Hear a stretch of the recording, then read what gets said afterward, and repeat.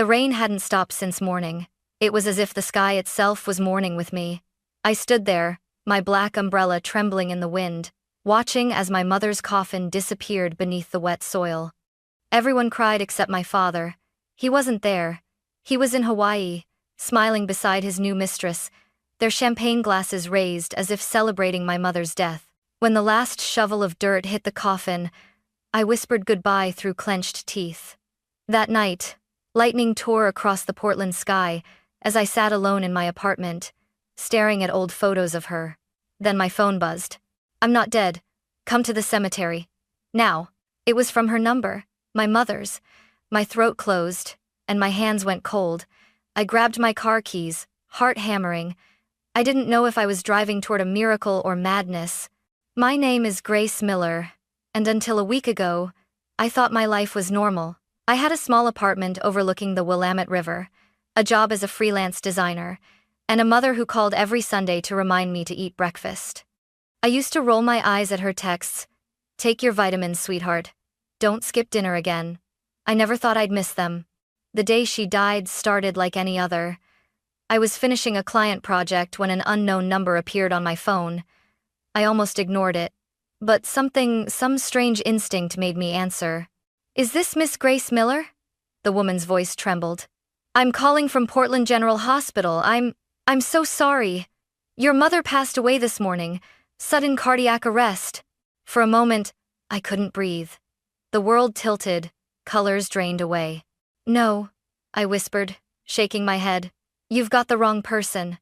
My mom's fine. She was painting this morning." "I'm sorry," the nurse repeated softly. The words rang in my ears long after she hung up. I remember standing by the window, watching raindrops trace lines down the glass, my reflection ghostly pale. My mother, my best friend, my anchor was gone. And yet, deep inside, something didn't add up. She had no heart problems. She exercised, laughed easily, ate healthy. How could she just stop living? When I called my father, his tone was almost bored. "It's true," he said flatly. "Evelyn's gone. The doctor said it was quick." "That's it?" I snapped, my voice breaking. "That's all you have to say?" A sigh. "Grace, she's dead. Cry if you need to, but don't be dramatic. I'll handle the paperwork." Then he hung up. That was the moment my grief turned to fire. Something inside me whispered that my father wasn't mourning, he was relieved. And that made me terrified to know why. 3 days later, the rain still hadn't stopped. It was as if the city itself refused to move on. The cemetery smelled of wet soil and lilies. People in black stood under umbrellas, murmuring condolences that barely reached my ears. I couldn't look away from the coffin. My mother's name, Evelyn Grace Miller, was engraved in gold. My throat burned. "You didn't deserve this," I whispered. Behind me, relatives whispered too. "Where's Richard? Her husband didn't even come?" Disgraceful. I clenched my fists. My father had texted me the night before. "Busy with business overseas. Handle the funeral. No apologies. No shame. Just business." When the priest began to pray, I felt my legs tremble. My cousin's little girl, Ava, tugged my sleeve. "Aunt Grace," she whispered. "If Grandma's in heaven, can she see us?" I knelt down, my voice breaking. "Yes, baby. She can see us. She's watching right now." As the coffin lowered, a cold gust swept through, snapping my umbrella inside out. The priest's words blurred into the rhythm of falling rain. Every drop felt like a heartbeat I couldn't reach anymore. When it was over, everyone left, everyone except me. I stayed, staring at the freshly turned soil until my knees sank into the mud. "Mom," I whispered, "if there's any justice in this world, he'll pay for what he's done to you. I promise." Lightning flashed far in the distance, a white scar across the dark sky. I took it as an answer. That night, I drove home soaked and hollow. I showered, changed into one of her old sweaters, and sat in the dark, scrolling aimlessly through my father's social media. And that's when I saw his new post. A photo of him on a sunny beach, arm around a young woman with perfect hair. The caption read, "New beginnings." My heart stopped. My hands shook so hard I nearly dropped the phone. While I buried my mother in the rain, My father was smiling under a tropical sky. Something inside me broke, and something darker began to wake. That night, I couldn't sleep. Every creak of the apartment felt like a whisper from somewhere else. The storm outside howled through the cracks in my windows, and I kept seeing my mother's face the way she looked in the coffin, still and peaceful, too peaceful. I tried to distract myself, scrolling through photos on my phone. Mom holding her paintbrush, laughing in the garden. Mom teaching me how to bake apple pie. Mom hugging me after my first breakup. Every memory hit like a blade. Then my phone buzzed. At first, I ignored it. Probably a condolence message from a friend. But then I saw the name on the screen, Mom. I froze. The blood drained from my face. Her number. The one I couldn't bring myself to delete. My heart stuttered as I opened it. One message. I'm not dead. Come to the cemetery. Now. For a long moment, I just stared. My brain tried to find logic hack. Wrong number. Cruel prank. But my body had already decided. I grabbed my coat and car keys and ran. The rain outside felt sharper, colder, almost intentional. My windshield wipers fought the downpour as I drove toward the cemetery, headlights slicing through sheets of water. Every instinct screamed at me to turn back, but I couldn't. My mother's voice was in my head. Trust your heart, Grace, even when your mind is afraid. When I reached the gates, the place was drenched in fog. The lamps flickered weakly, casting long shadows across the gravestones. I parked, stepped out, and the wind immediately stole my breath. Mom? I called out, voice trembling. Silence. Just the sound of rain on metal and stone. Then, from the far end near the willow trees, a faint shape moved.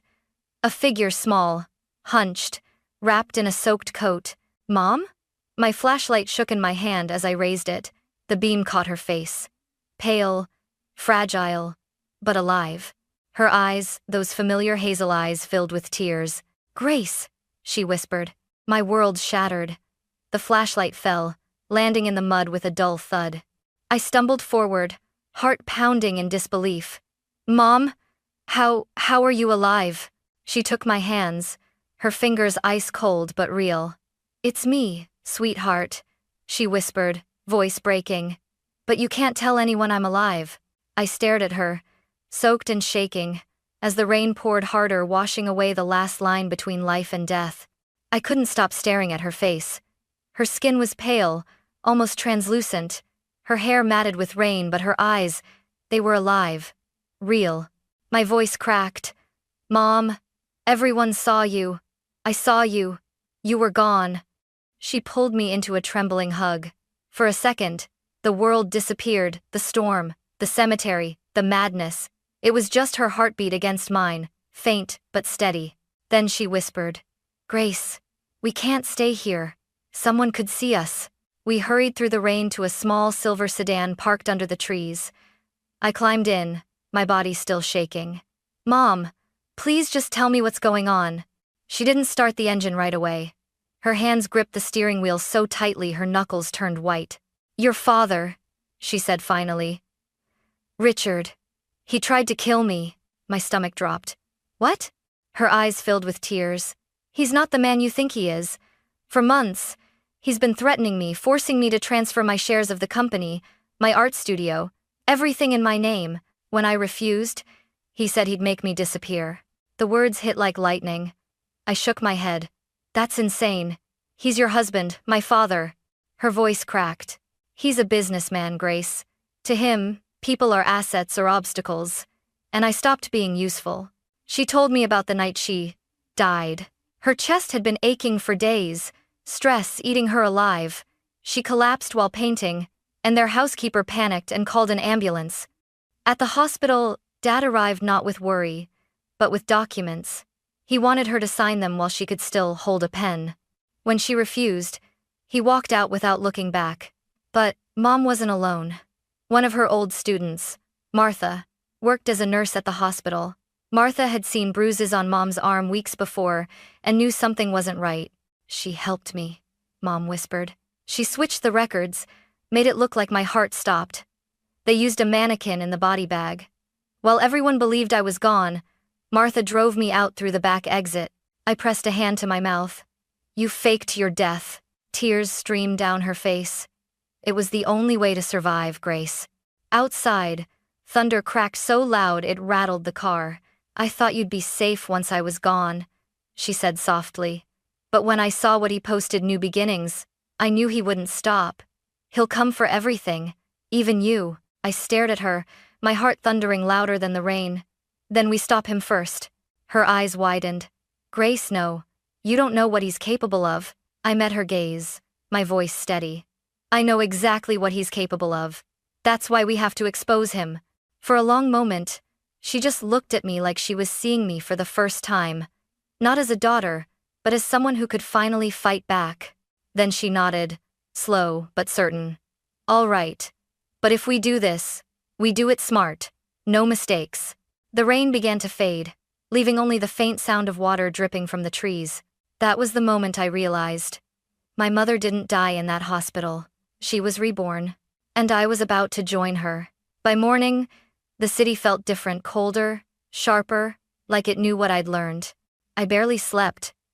Every time I closed my eyes, I saw my father's face at the hospital, calm, detached, as if my mother's death were just a line on a spreadsheet. Mom stayed hidden in a safe house on the outskirts of Portland.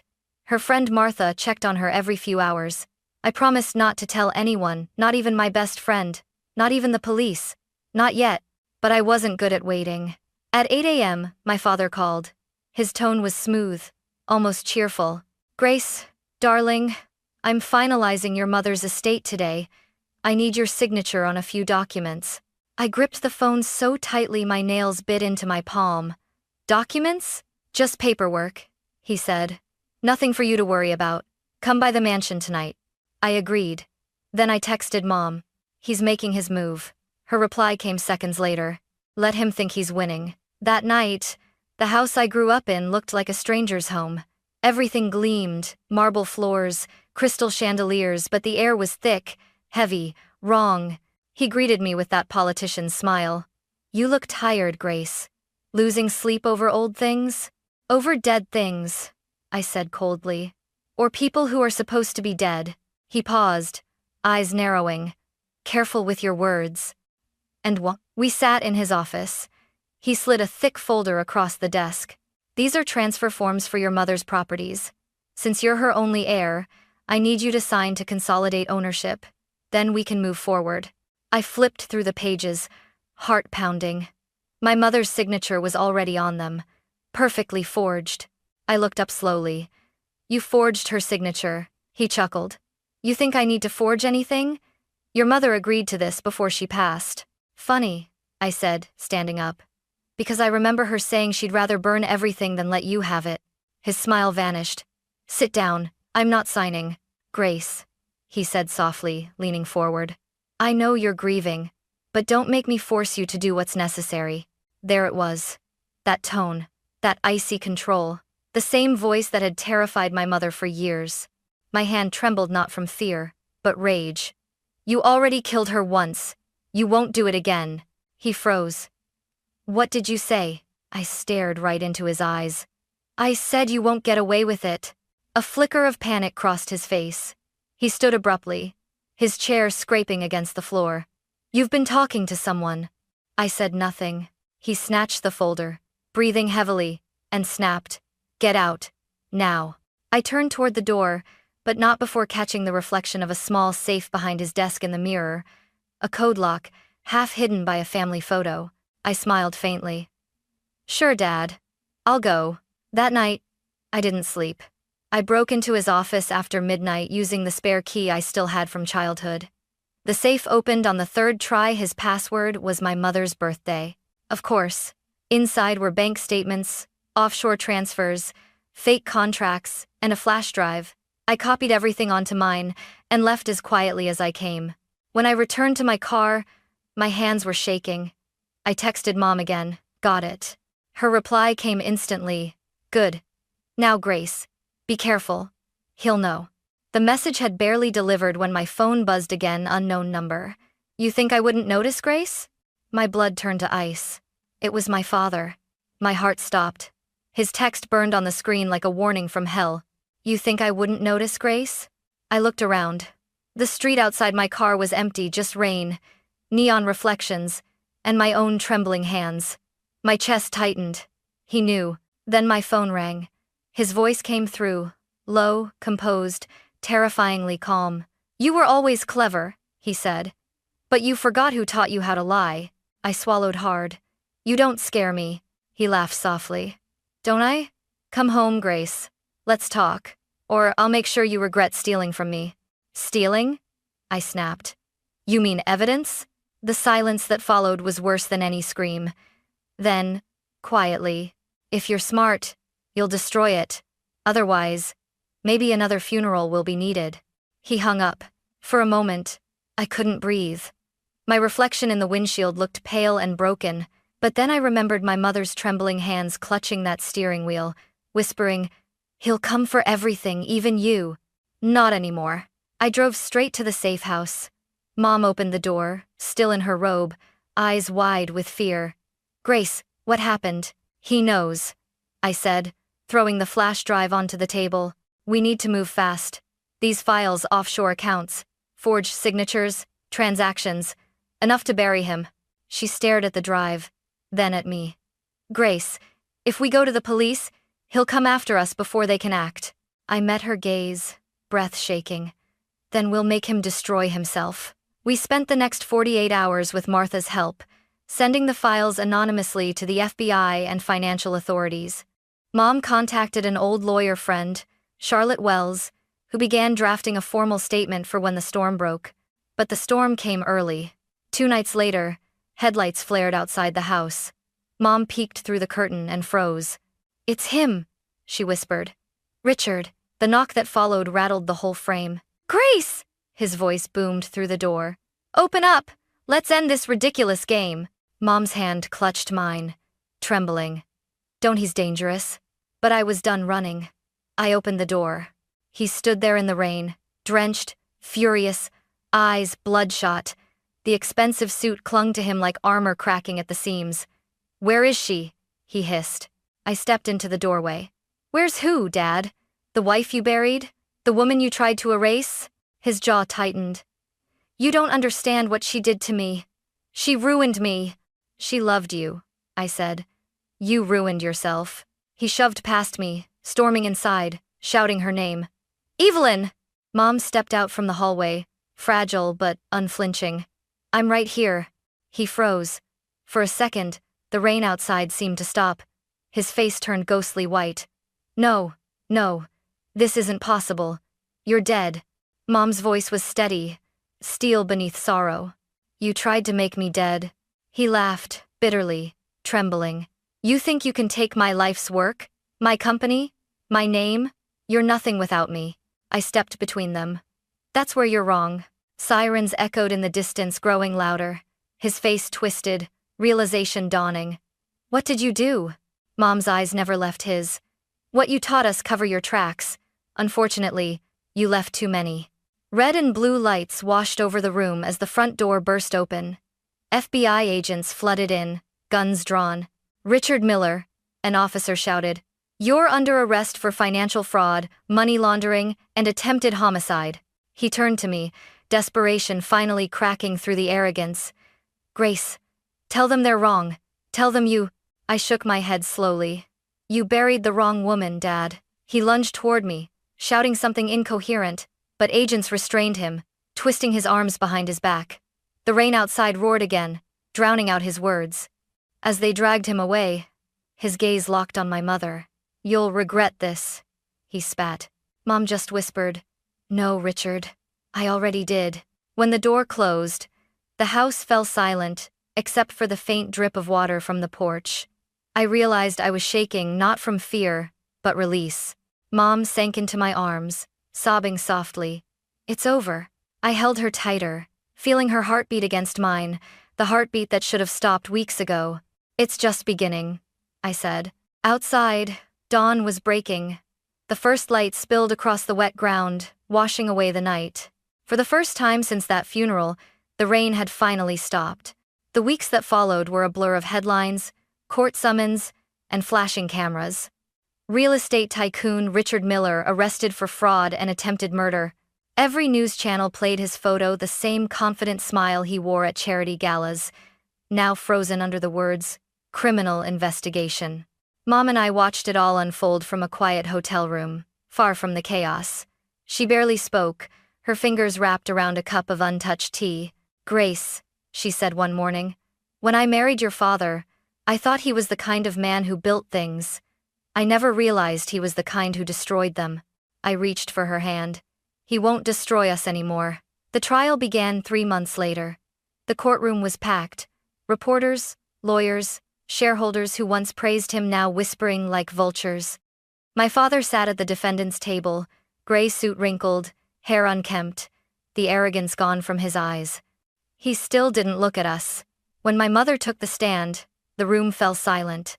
She spoke slowly, deliberately, each word cutting through the air like a blade. "I faked my death," she said. "Not out of revenge, out of survival." Gasps rippled through the audience. Reporters scribbled furiously.